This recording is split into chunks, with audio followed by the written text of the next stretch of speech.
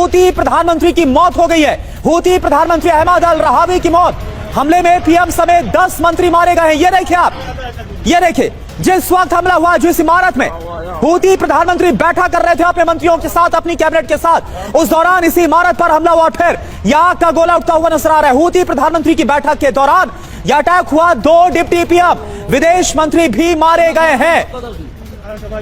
तो ये तस्वीरें आपके सामने है यमन से, जहां पर हूती प्रधानमंत्री की मौत। और जैसा एक बार फिर से क्लैरिफाई आपको करना चाहेंगे, अभी हमारे सहयोगी मनीष भी आपको बता रहे थे, अगर यमन की बात करें तो वहां की सरकार अलग है और जो हूती विद्रोही हैं वो एक अपनी अलग सरकार चलाते हैं। वहां पर उनके अपने प्रधानमंत्री, अपनी कैबिनेट है।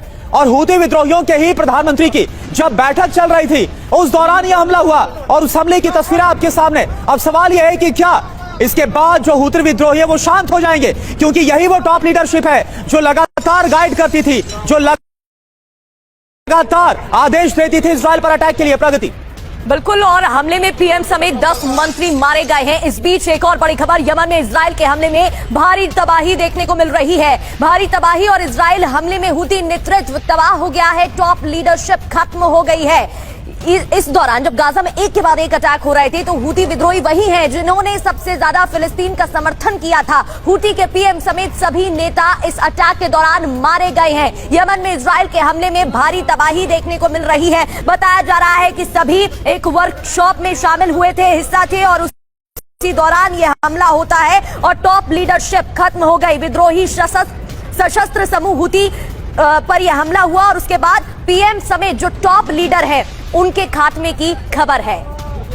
तो ये देखिए तस्वीरें हम आपको दिखा रहे हैं, हूती प्रधानमंत्री की तस्वीर भी आपके सामने। हूती सूचना मंत्री, न्याय मंत्री, विदेश मंत्री, गृह मंत्री, ये सब मारे गए। रक्षा मंत्री के बुरी तरह से घायल होने की खबर है। इस्राएली हमले में हूती उपगृह मंत्री की मौत हो गई है। यमन पर यह हाल फिलहाल का सबसे बड़ा अटैक। और जैसा मनीष झा भी अपडेट भी दे रहे थे, एक हफ्ते पहले, 7 दिन पहले हूती विद्रोहियों की तरफ से इजराइल पर क्लस्टर बम का इस्तेमाल करके जो हमला किया गया था, डेडली अटैक किया गया था, ये उसका बदला माना जा रहा है। क्योंकि सबसे बड़ी चुनौती इस वक्त इजराइल के सामने हूती विद्रोही बन रहे थे। हमास, हिजबुल्लाह के बाद हूती विद्रोही लगातार अपनी ताकत इजराइल के खिलाफ दिखा रहे थे। और यही वजह है कि इनका खात्मा करना, ऐसा करने के लिए वही कदम उठाया जो ईरान में हमने देखा, कैसे वहां की टॉप लीडरशिप पर अटैक किया गया इजराइल की तरफ से। और अब टॉप लीडरशिप का पूरी तरह से खात्मा कर दिया गया है इजराइल की तरफ से, आईडीएफ की तरफ से, इस अटैक में, जहां पर हूती विद्रोहियों के प्रधानमंत्री मारे गए हैं।